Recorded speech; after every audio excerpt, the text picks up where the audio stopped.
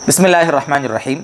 मुहतरम मुकर्रम सामीन गिरामी, आप सोच रहे होंगे कि ये पहली रात जो शादी की होती है उस पर वीडियो बनाने की क्या ज़रूरत थी। लेकिन दोस्तों एक बात समझें, ये जो शादी की पहली रात होती है ना, ये वैवाहिक जीवन में बहुत अहमियत की हामिल होती है। इस दिवाजी ज़िंदगी जो होती है उसका आगाज़ जो पहली रात से जो होता है, निकाह के बाद से, अगर ये रात सही इस्लामी तरीक़े के मुताबिक और खुशगवार अच्छी गुजर जावे ना तो इसका असर पूरी लाइफ पर पड़ता है। और अगर ये गड़बड़ हो जावे ना तो फिर पूरी ज़िंदगी अनबन और बहुत सारे मसाइल होते हैं। आज ही एक साहब से बात हुई, यार मेरी तो पहले ही दिन से ट्यूनिंग उससे जम नहीं पाई, अब मैं उसको साथ में नहीं रख पाऊँगा। मैं उससे मिलने के लिए गया, लड़के वालों की तरफ से मेरे पास फ़ोन आया था कि मुफ्ती साहब आप उनसे बातचीत कर लें, तो वो पहली रात से ही मामला बिगड़ गया। तो कहने का मतलब ये है कि अगर वो रात सही इस्लामी तरीक़े के मुताबिक और एक दूसरे को समझ कर अगर गुजरती है ना, और कह लो कि लाइफ की जो दूसरी इनिंग है, अगर इसका स्टार्टअप सही होता है ना तो आगे पूरी ज़िंदगी पर उसके अच्छे असरात पड़ते हैं। और शरीयत का तो दोस्तों बुज़ुर्गों देखिए कि हमें हर चीज़ में हुक्म है। हम इस्लाम के मानने वाले हैं, मुसलमान हैं। हमारा अक़ीदा है कि इस्लाम ने हमें कहीं पर प्यासा नहीं छोड़ा है। अपनी ज़िंदगी के हर मरहले में इस्लाम ने हमारी रहबरी की है। तो शादी का इतना बड़ा मसला हो तो उसमें क्यों हमारी रहबरी शरीयत में नहीं हुई होगी? यकीनन हुई है। मैंने आज उसके लिए 17 पॉइंट यह नोट किए हैं। हम में से बहुत से हैं जिनकी शादियां होनी हैं, बहुत से जवान हैं ऐसे जो हमारी क्लिप देख रहे हैं, बहुत से ऐसे हैं जिनकी शादियां हो चुकी लेकिन उनके दोस्तों की शादियां होनी बाकी हैं। तो ये सारी चीज़ें ऐसी हैं कि जो हर एक को देखना चाहिए। तो आपसे मैं गुजारिश करूंगा कि इस क्लिप को जिनकी नई शादियां होने वाली हैं उनको ख़ास तौर से शेयर करें। आपको बहुत ज़्यादा तहक़ीक़ और रिसर्च करके कुरान और हदीस की रोशनी में ये सब बातें आपको इंशाल्लाह मैं बताऊँगा, और इसको देखने के बाद इंशाल्लाह सारे आपके डाउट क्लियर हो जाएंगे। फिर भी अगर कोई ऐसी बात रहती है तो आप, हमारा ईमेल भी आपके पास है, आप कमेंट भी कर सकते हैं। इंशाल्लाह शरीयत की रोशनी में उसको मुकम्मल तरीके से हल करने की हम कोशिश करेंगे। सबसे पहली चीज़ यहाँ पर दोस्तों ये है कि जब जैसे आप कमरे में जाएंगे, जो कमरा है आपका जो आपके लिए सजाया गया है, देखो हल्का फुल्का सजाना जायज़ है। फजूल खर्चियाँ करना, आप 50,000 30,000 40,000 वहाँ पर लगा दे रहे हैं, ये तो इसराफ़ है, नाजायज़ है। लेकिन आप ये कि ठीक है 1000 1500 2000 3000 रुपये का थोड़ा बहुत कुछ सजावट कर लें, लेकिन ये कि आप वहाँ पर बहुत ज़्यादा पैसा खर्च करें, आपका दिल ही कहे कि यार ये तो कुछ ज़्यादा ही हो रहा है, तो ये ज़रा सोचने वाली चीज़ है। बहरहाल आप कमरे में पहुँचे, सबसे पहला काम आपको करना है, पहला पॉइंट मैंने नोट किए 17 पॉइंट। सबसे पहले आपको सलाम करना है। सबसे पहला काम आप सलाम करेंगे और जाहिर सी बात है कि जो भी आपकी बीवी है वो आपका सलाम का जवाब देगी। जी, दूसरा पॉइंट है कि जैसे आपने सलाम किया है, हाल हवाल हल्के फुल्के पूछें, थोड़ा सा मानूस किया है, उसके बाद आप उसको कहें कि अपन नमाज़ पढ़ लेते हैं।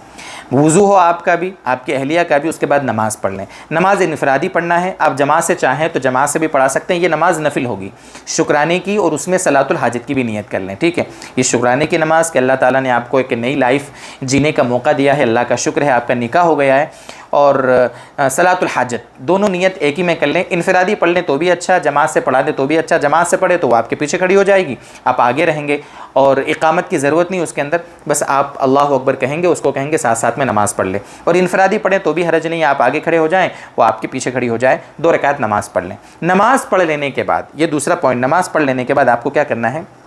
दुआ करना है। दुआ करना है इज्तिमाई, आप दुआ मांगेंगे, वो आमीन कहे। दुआ में क्या करना है? दुआ में मांगना है कि अल्लाह ताला जो भी आपकी जायज़ तमन्ना है वो मांगना है। और ख़ास तौर से अल्लाह ताला एक नई लाइफ शुरू हो रही है, अल्लाह ताला मुझे भी अपनी बीवी के हक़ अदा करने वाला बना, मेरी बीवी को भी मेरे हक़ अदा करने वाला बना, हम दोनों में मोहब्बत, आपस में रिश्ते की मजबूती, दोनों ख़ानदानों के अंदर, वगैरह वगैरह, जो भी आप दुआएँ मांग सकते हैं दुआएँ मांगे नमाज़ पढ़ने के बाद। ये हो गए 3 काम, सलाम करना, दूसरे नंबर पर नमाज़ पढ़ना है, तीसरे नंबर पर दुआ करना है। चौथा काम है जो सुन्नत है, पेशानी, जो पेशानी है औरत की, पेशानी और पेशानी के बाल जो हैं यहाँ पर इस तरीके से उसके सर पर, पेशानी पे भी हाथ रहे और सर पर भी सामने हाथ रखकर एक दुआ पढ़ना है। वो दुआ क्या है मैं देखो स्क्रीन पे लिख भी दे रहा हूँ। अल्लाहुम्मा इन्नी अस्अलुका खैरहा व खैर मा जबलतहा अलैहि व अऊदु बिका मिन शर्रिहा व शर्रि मा जबलतहा अलैहि। ये जो दुआ है, इस दुआ को सही अल्फाज के एहतिमाम के साथ आपको पढ़ना है। ज़रूरी नहीं है कि आप इन अल्फाज को यानी कि याद करें, याद कर लें तो बहुत अच्छा है। अगर आपको याद नहीं हो रहे, मुश्किल लग रहे हैं, तो आप स्क्रीनशॉट ले लें मोबाइल में देखकर, या प्रिंट आउट निकाल लें, या व्हाट्सएप पे किसी आलिम साहब से आप ले सकते हैं, ईमेल करके ले सकते हैं उसको। वैसे आजकल तो देखो टेक्निकल ज़माना है, गूगल करेंगे तो आपको सामने वो दुआ आ जाएगी। ठीक है, तो उस दुआ को आप देख कर भी पढ़ सकते हैं। हरूफ की सही अदायगी के साथ पढ़ें और सही नीयत के साथ, यकीन के साथ पढ़ेंगे तो इंशाअल्लाह इसका असर आप ख़ुद महसूस करेंगे। इस दुआ को पढ़ना चाहिए। इसके बाद 5वां पॉइंट है कि یہ دعا پڑھنے کے بعد صحبت کرنے میں جلد بازی نہیں کرنا ہے۔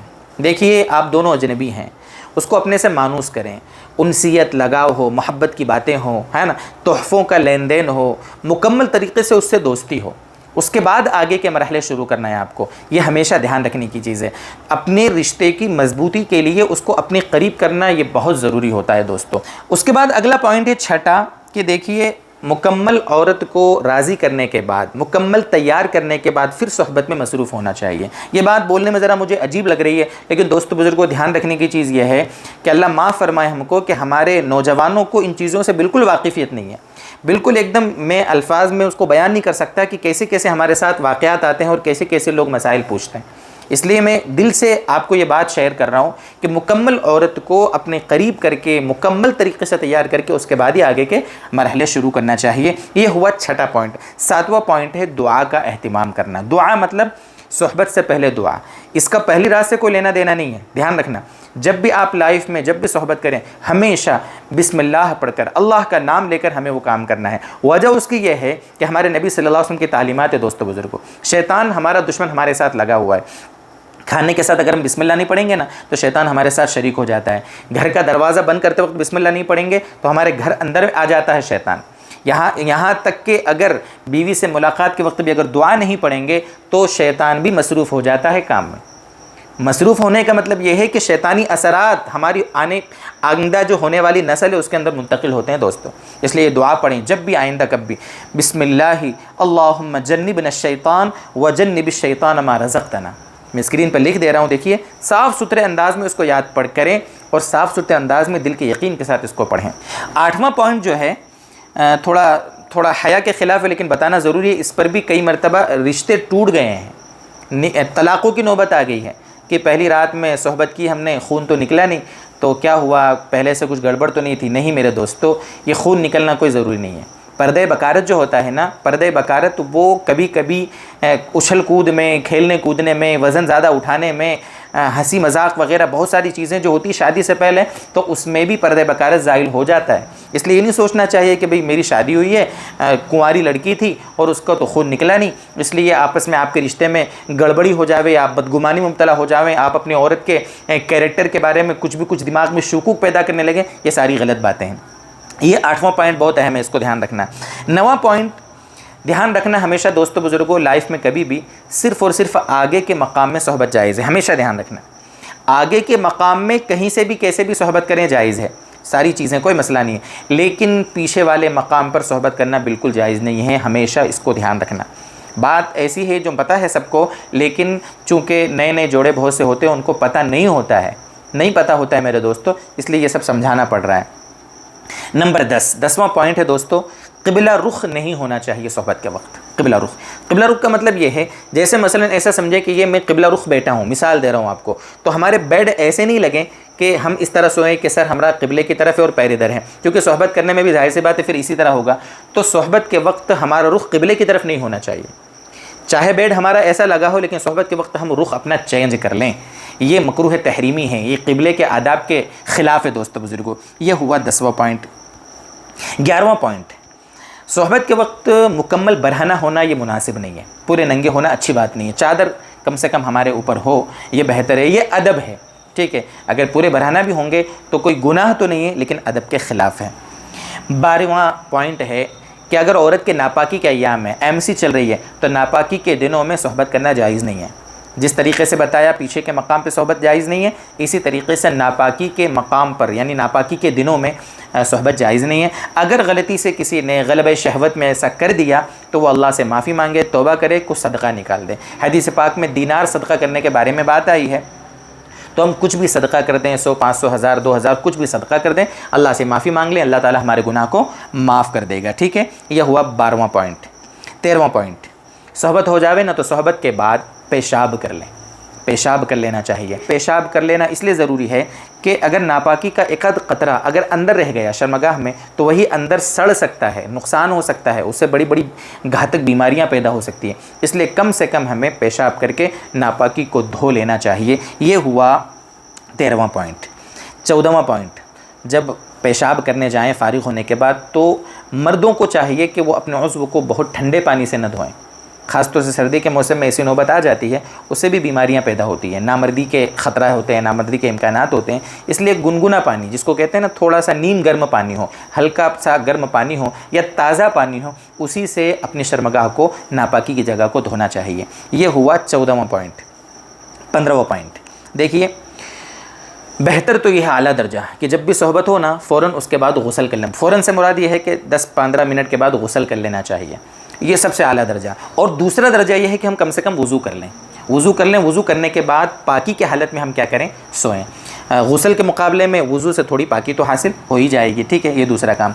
लेकिन अगर हमें वज़ू भी नहीं करना है, गुस्ल भी नहीं करना है, कम से कम पेशाब करके नापाकी की जगह धोकर सो जाएं। और गुस्ल को ताख़ीर आप फ़जर तक कर सकते हैं, फ़जर तक कर सकते हैं। फ़जर से पहले गुस्ल करके फ़जर की नमाज़ पढ़ने जाना है। लेकिन अगर आप इसी तरह पड़े सोते रहे और सूरज निकल गया और सुबह 8 बजे 9 बजे उठ के नहा रहे हैं, तो ये इंतहाई अल्लाह को नाराज़ करने वाली बात है। और घर में भी बेबरकती होती है, फ़रिश्ते भी लानत भेजते हैं और भी बहुत सारी उसकी वईदें हैं। इसलिए हमेशा इसका ध्यान रखना चाहिए। उम्मत अल्लाह माफ़ करे इससे गाफिल है। ये हुए 15 पॉइंट, ठीक है।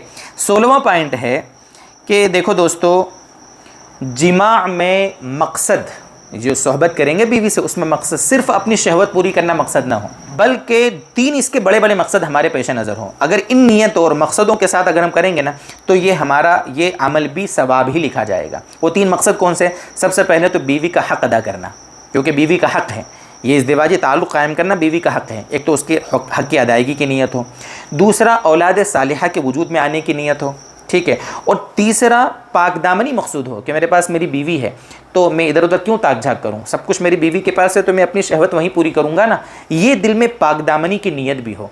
तो ये 16वां पॉइंट है कि हमारे मकासद ये होने चाहिए।